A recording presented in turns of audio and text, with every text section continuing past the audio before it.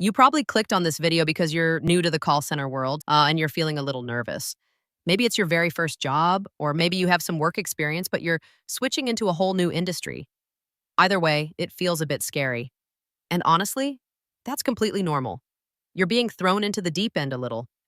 In an inbound role, you'll be answering calls from customers, and most of them will have a problem. Let's be real. People don't usually call just to say everything's going great. You'll often be dealing with dissatisfaction and negativity. In an outbound role, you'll be the one making the calls, reaching out to potential customers. And again, in all honesty, most people aren't exactly waiting by the phone hoping to hear from you. In a way, you're interrupting their day to offer them a product or service. So it can definitely feel like you're standing on the front lines of a big company, but with limited tools. You only have a script, a few resources, and a short window to make an impact. Your results, like customer satisfaction scores or sales, matter. And that might feel like a lot of pressure. On top of that, there's a steep learning curve. Yes, you'll get training, but you'll learn the most by doing. And yeah, sometimes it feels like you're being tossed into the water before you really know how to swim. You get the picture. A little bit of nerves is healthy, as it means you're stepping outside your comfort zone. But what if those nerves start turning into full-on stress, anxiety, or even panic? In this video, we'll talk about how to deal with that. But first, we need to understand what exactly are stress and anxiety. Stress and anxiety are natural responses to perceived threats or danger. It's your brain's way of alerting that something feels uncertain or risky. We are all familiar with the classic example of danger. Imagine a predator, such as a tiger or lion, running straight at you, triggering an instinctive fight or flight response. A third, less helpful reflex is the tendency to freeze completely. While the first two reactions can help you survive, the freeze response usually doesn't. In a modern context, such as working in a call center, you are physically safe, seated behind a computer. The customer is not present in the same space. But your brain doesn't always make that distinction. When a call gets tense, it feels like a threat, and that activates those same stress responses. Here's the problem. In a call center, you can't fight, flee, or freeze. You need to stay engaged. That is what you are hired for. You need to respond professionally. So, how do you manage that? Well, before we get into that, it is important to understand where the stress and anxiety actually come from. Stress and anxiety often come down to this one thing: the fear that you won't be able to handle a future situation. Let's read that again.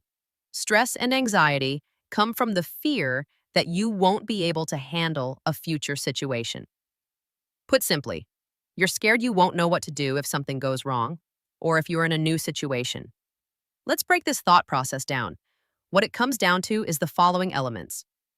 You are the main character in this scenario. You're doubting your ability to handle a situation which hasn't happened yet, which makes you feel powerless and uncertain. And honestly, maybe those doubts are justified. If you look at what your job entails, you notice that your tools are limited in terms of, for example, available solutions, available information, the time limit. You have to stick to scripts and company rules. Customers can be unpredictable. Conversations can escalate even if you do everything right. There's pressure on your performance, and even your job security might feel tied to it. It's a lot to handle. So now that we've unpacked what fear and anxiety can look like in a call center environment and where it comes from, now it's time to focus on what you can do about it. And here's the first thing to remember. It's actually not all about you. The stress and anxiety you feel at work often come from focusing too much on yourself, worrying about how you'll perform, how you'll be perceived, or whether you might make a mistake. So, what if we look at it from a different angle? The real solution is to shift the focus away from yourself. It's about widening your perspective and seeing the whole picture. And here's the key. You're not the center of the story. The customer is. Your real job is to understand their situation and find the best way to help them. When you shift your focus outward, the pressure starts to ease. You're not stuck inside your own head anymore. For example, during an outbound call where you're offering a service, instead of worrying about whether you'll sound convincing, you can reframe it. The customer has a right to know what you're offering and how it might benefit them. You're not bothering them, you're giving them an opportunity. Or think of this inbound scenario. A customer might call because their package was marked delivered but never arrived. Instead of worrying, what if they get angry and I don't have the answer? Remind yourself, This person just wants to know what's going on and what happens next. You can validate their concern, investigate, and explain the process clearly. That makes a bigger impact than giving a perfect answer. When you stop centering yourself in the situation and start focusing on what the customer needs, you lower your stress and become more effective. The second part of the problem is the fear that you won't respond well to a situation you haven't faced before. Maybe a customer refuses your solution and you're not sure what else to offer.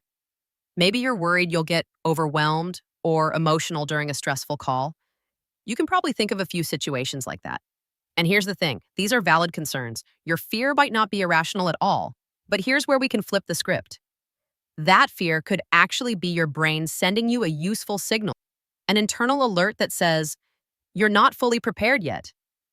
And honestly, that's both the bad news and the good news. Your brain is wired to anticipate potential dangers, especially based on past moments when you felt unsure or didn't have the right tools. So instead of treating fear as something to ignore or fight, try seeing it as feedback. It's not saying you can't do this, it's saying you need to prepare better. And that's empowering because preparation is something you can control. Think of it this way: anxiety thrives in uncertainty. Your brain doesn't yet know enough about this job or the situations you'll encounter because it's all still new. So it does what it's designed to do. It raises an alert about the unknown, about potential danger. Your brain is wired to survive, not to thrive. But here's the good news. The more real data your brain collects, the less threatening things start to feel. Preparation and experience bring clarity. And every time you practice, you're showing your brain there's nothing to panic about. So if you feel underprepared, you can fix it by putting in the work. Here's what you can do in terms of practical steps. Get to know the products and services you represent, inside and out. Learn the basics of emotional intelligence and communication. Practice using your tools until they feel like second nature. Ask your trainer or coach for extra support, for example, by doing mock calls. And remember, the goal isn't to control everything. You can't. The goal is to minimize surprises and stack the deck in your favor, and show your brain that you've got this. So here's the moral of the story. Stress and fear aren't the enemy. They're signals. They're opportunities.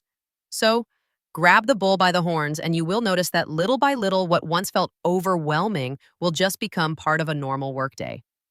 And remember, nerves are normal. It's what you do with them that makes the difference. If you found this helpful, leave a comment, share your own tips, or let us know what topics you'd like us to cover next. Good luck, and you've got this.